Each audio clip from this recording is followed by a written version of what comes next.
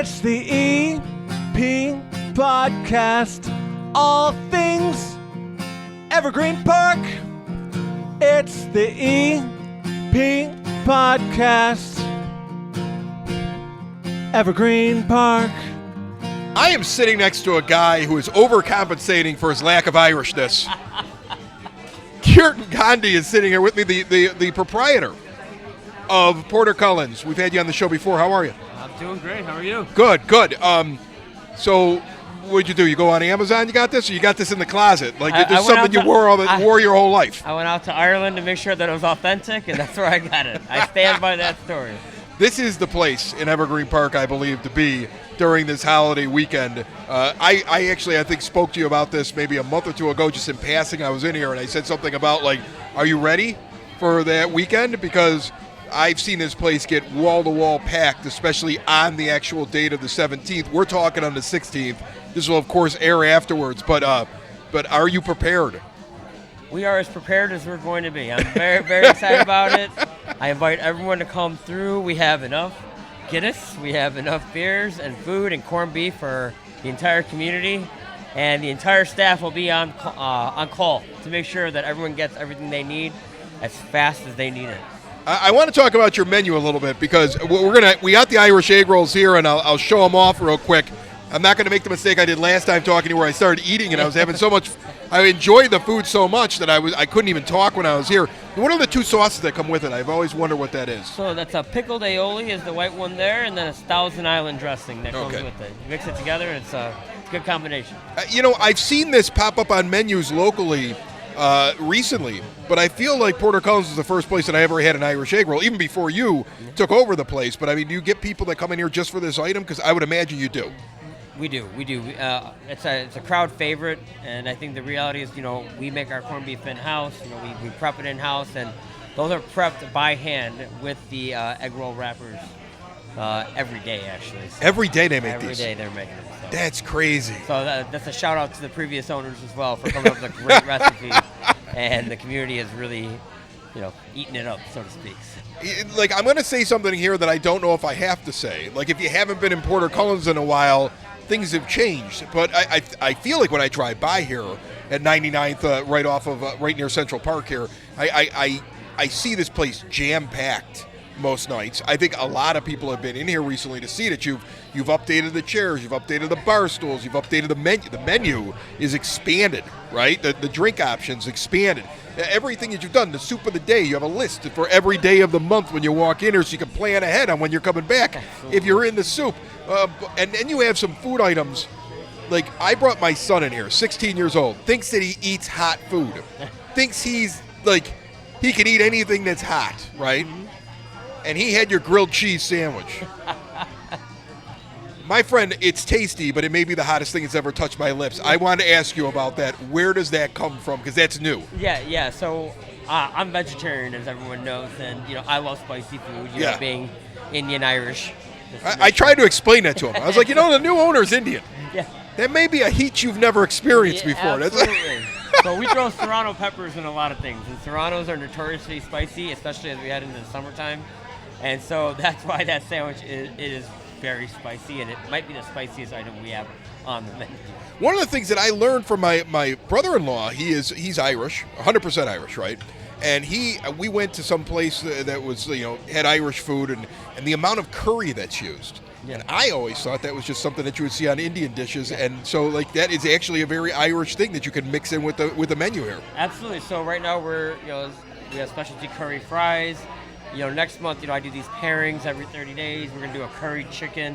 We're trying different ways to bring some of those flavors out, and it's a very Irish thing. I don't think this area knows that unless they've been to Ireland or actually spoken to somebody who's been there or gone to some place that's super authentic, because it is a very Irish thing. So bringing it in is actually like adding to what Porter Cullens already does. I appreciate that. I think what we've tried to do is really, it's a fusion of flavors, right? Yeah. So there's like an Indian element to the curry, spices, and then that it's been kind of like tweaked over time and has the Irish flair to it, and so we're embracing that a little bit more. I've got a lot of requests from customers saying, hey, we want to get some more of those flavors in here. And, we try to be very responsive. So whenever we hear some of that feedback, that's how we come up with some of these pairings. Someone's like, hey, I really want to try this. I go far away for it. Can you tell me how I can get it? And that's literally how it ends up on the menu. So if there's something that anybody is looking to try, I said it before and I'll say it again, let me know, and we're happy to throw it on the menu and see how it goes. And if it works well, we keep it on the menu and roll with it going forward. One of the other things that I'm happy that you have, and I've been hearing this from a couple of local bar owners, that the Guinness Zero is flying out of the bars. Like, people love the non-alcoholic Guinness because it tastes just like a regular one. You've got a regular. St. Patrick's Day. I've got the Zero. Okay, I'm being responsible today. I'm running all over the place That's today. fair Like enough. I've been everywhere. And but I will tell you this: it tastes exactly the same. Like, I've tried a non-alcoholic beer every once in a while, and sometimes they really miss the mark. But I've heard that this thing's flying off the shelves. It is doing, like, I like it. It tastes just like a regular Guinness, and you guys have it on tap here, or not on tap, in the cans. We have the cans. So in the cans. We actually have really expanded our non-alcoholic menu as well. So we have Guinness Zero, which has been selling like crazy. We have Dos Equis Zero. We have Corona Zero. So Blue Moon, Sam Adams. And we're seeing a lot of throughput on that because a lot of folks come in, especially for lunch or something, and they want to have a beer or a beer flavor, but they don't want to have the alcohol or the effects of the alcohol. The Benny's here in Evergreen Park, I think, has a whole aisle of them now. Yeah. There's all these craft. It's becoming, I think it's a new trend in craft beer is the non-alcoholics. I'm seeing them in actual craft breweries around the South Side. And then I walked into Benny's maybe about 2 weeks ago, and I was like, they have a whole aisle, and it isn't just domestic ones. There's all these breweries that are just specifically doing it. And that, I think, is going to be the next wave. Yeah, absolutely. And so, we want to make sure, again, that we're catering to what our customers want. And so we've kind of continued to expand it. We are, even crafting cocktails now that all of our cocktails can be made, without alcohol, and they give you the same flavor, the same effect. So, whether you want to have it or don't want to have it, we try to make sure you're covered. Either way. I think that's really, really cool. Okay, so this is the beginning. I was just saying to my daughter, who's over here chopping down off the camera.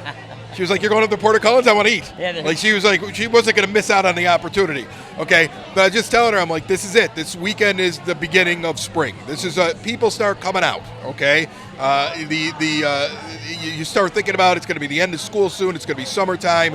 What do you guys have planned in the coming months for the folks here in Evergreen Park and the surrounding area? Yeah, so we've invested a lot on the exterior, on the patio, putting out new furniture, renovating the exterior of the building. We have a new sign. You have a mural out there. A new mural. Who did that? His name's Kevin Dembski. He's a local guy. Just Okay. a couple blocks away. Phenomenal guy. Phenomenal artist. Put that together for us. Had it framed out nicely. Put some lights over top. How much input did you get in the mural? Sometimes these artists are like, I'm just going to make what I feel that day. He was fantastic. Yeah? And I kind of gave him like the ideas, and he really ran with it, came up with this beautiful concept.